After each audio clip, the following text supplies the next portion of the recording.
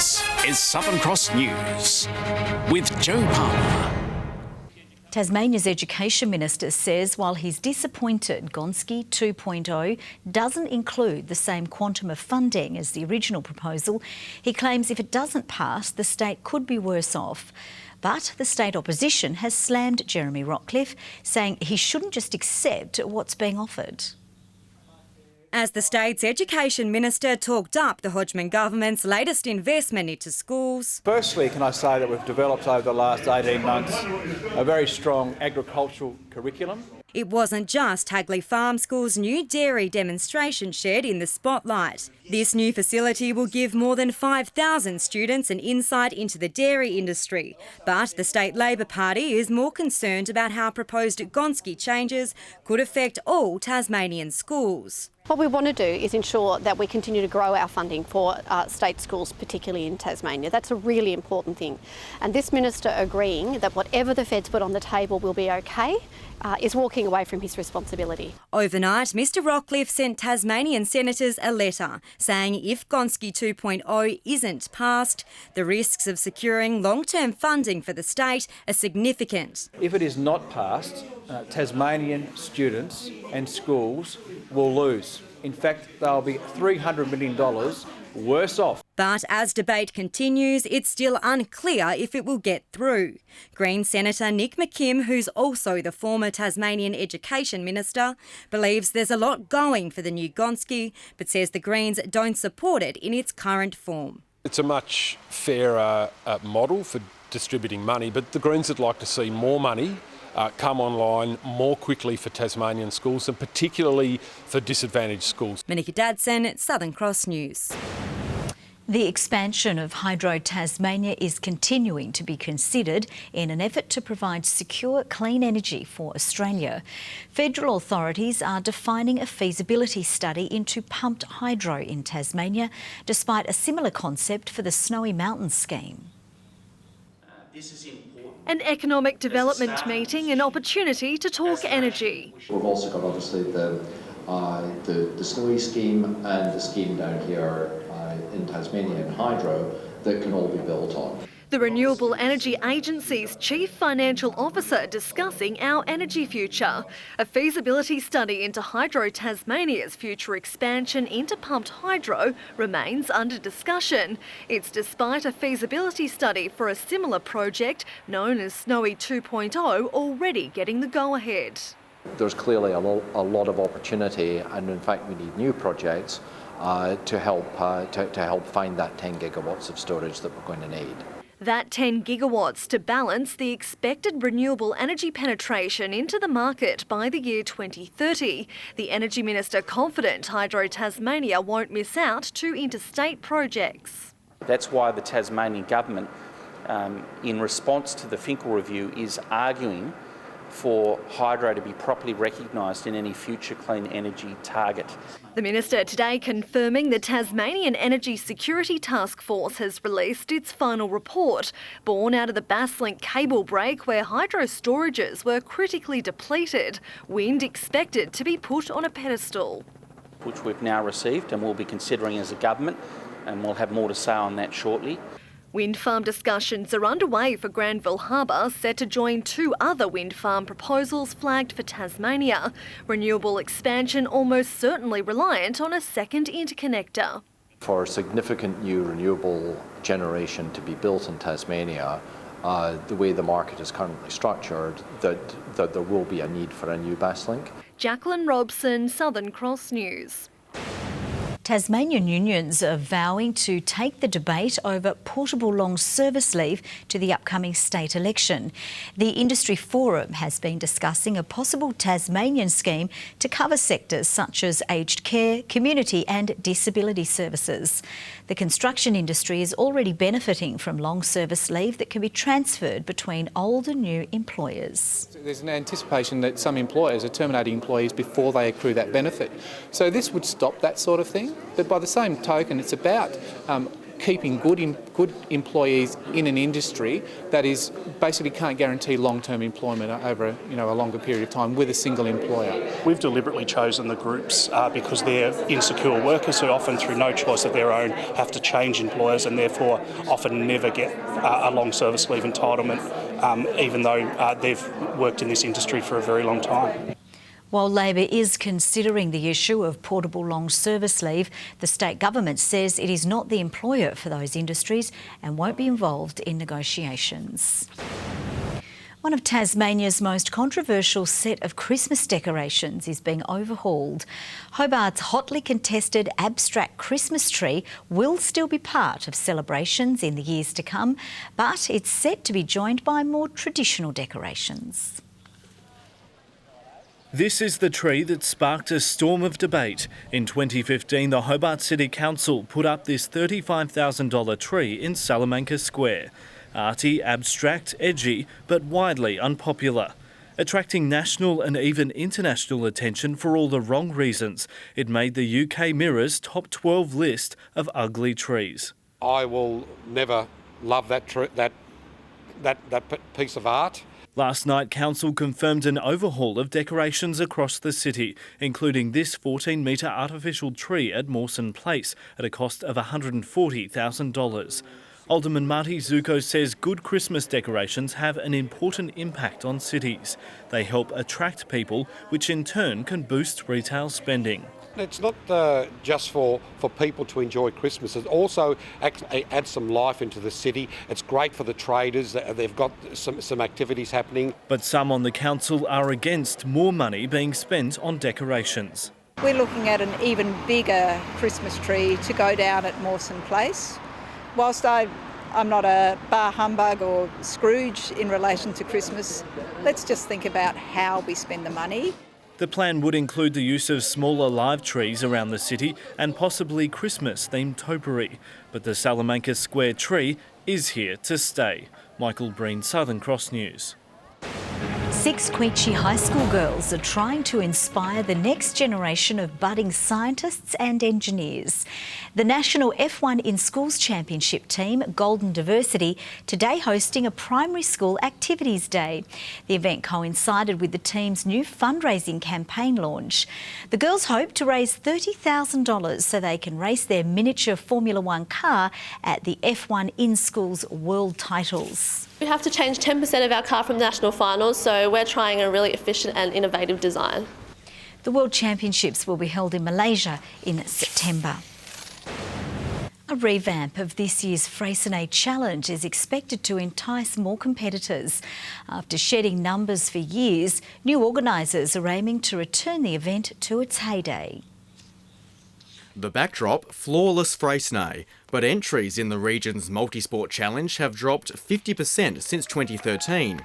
Now, we're changing of the guard and a modified course to revive the event. And getting the township more involved with the event as well, I think that'll help build that atmosphere. Among those in control, Rowena Fry, who won in 2015, and 2014 champion Mark Padgett. The new route aims to incorporate different parts of the national park, but the running, riding and kayaking will remain as tough as ever. You're pretty stoked across the finish line, whether it's as an individual or team. Only 280 people had a go last year. Its peak was around the 600 mark. The target for this year is 400 competitors on the back of a promotional campaign. It's just getting the name back out there and rather than a word of mouth event, which it's probably sort of been the last couple of years. The Freycinet Challenge is scheduled for October 14 and 15. Tom Johnson, Southern Cross News. With the stigma surrounding mental health gradually being lifted, the state's best footballers are doing their bit to spread awareness. This weekend marks the Stay Chatty round in the TSL as the partnership with the charity goes from strength to strength. He may be one of Tasmania's best footballers, but it's off the field that Sam Siggins faced his biggest battles. Before I came out, I was really scared about what the public would think about it, but now that I've come out, I certainly feel a lot better about speaking about it and creating awareness about it as well. So yeah, I certainly feel like it's helped a lot. And this weekend, when the Roos take on old rivals Lauderdale, both sides will be fighting a common enemy.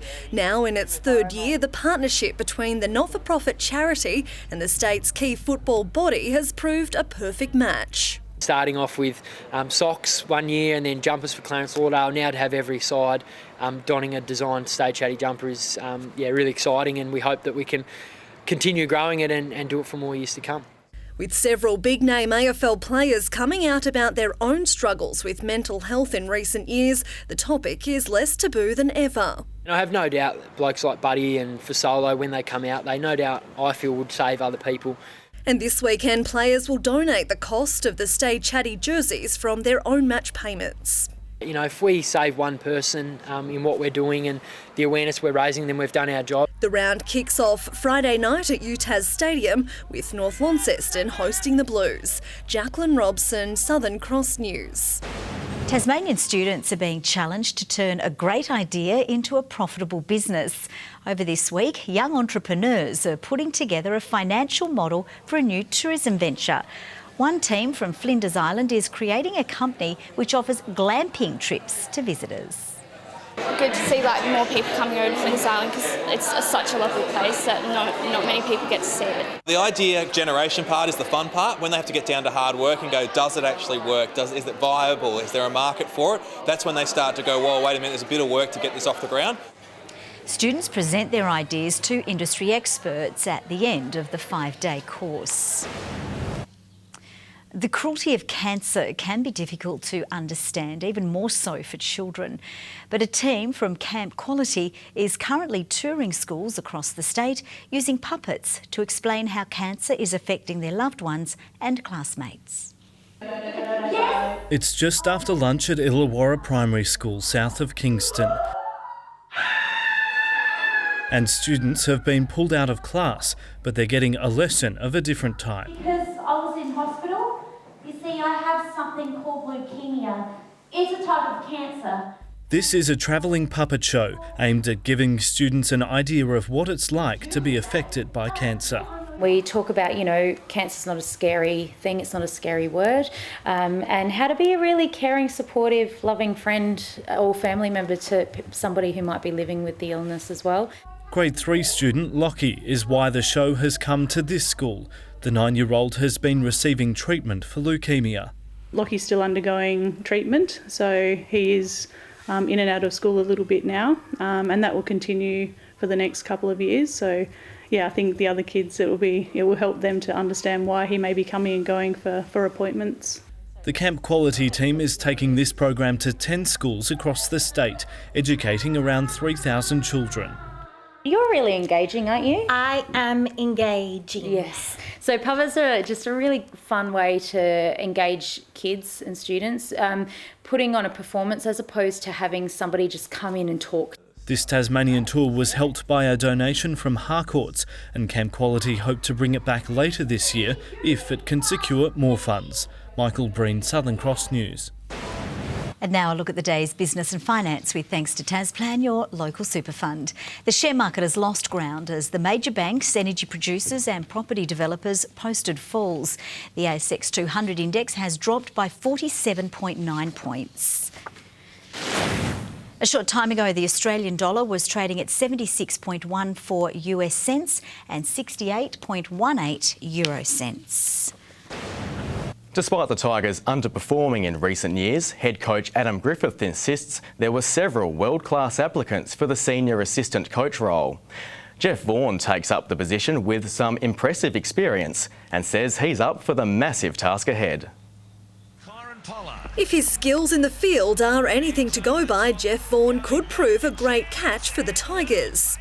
Look, I think there's a lot of excitement about Tasmanian cricket. There's a lot of changes, there's a lot of new people involved. Head coach Adam Griffith says Vaughan beat out a quality field for the number 2 job, including international applicants, with the former South Australian assistant coach and players' expertise in the batting space his number 1 selling point. That's something that we've identified as one of the issues that we need to improve on, and Jeff's track record and experience speaks for itself on that front. He's had some opportunity to work with some guys in South Australia like Callum Ferguson, Travis Head, with experience with those guys, and we're hoping that he can bring some of that knowledge to us. With the new high-performance structure in place, the Tigers will be desperate to improve on a disappointing couple of seasons, but Griffith is warning not to expect immediate results.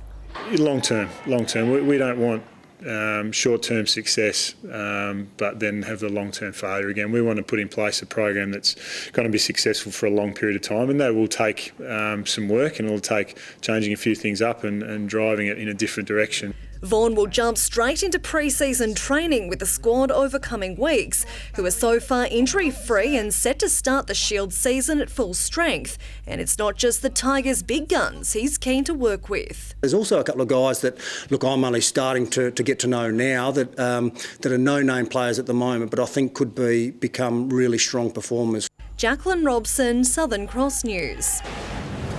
Tasmanian bowman Matthew Everett has arrived in the US ahead of the Archery World Cup.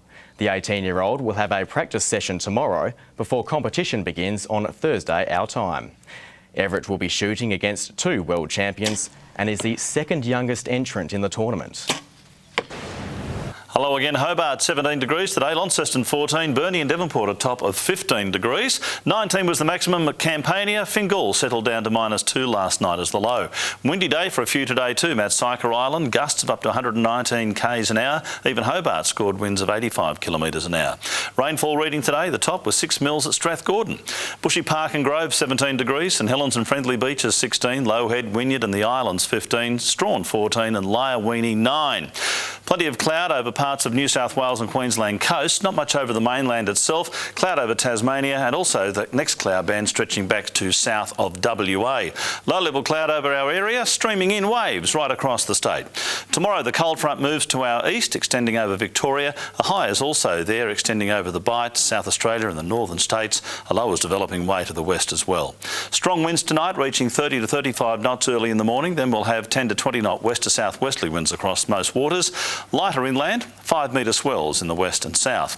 Gale warning issued for waters from Tasman Island to Low Rocky Point. A strong wind warning in the north from Stanley to St Helens Point, from Wineglass Bay to Tasman Island and also from Low Rocky Point to Sandy Cape. A small craft wind alert for the lakes.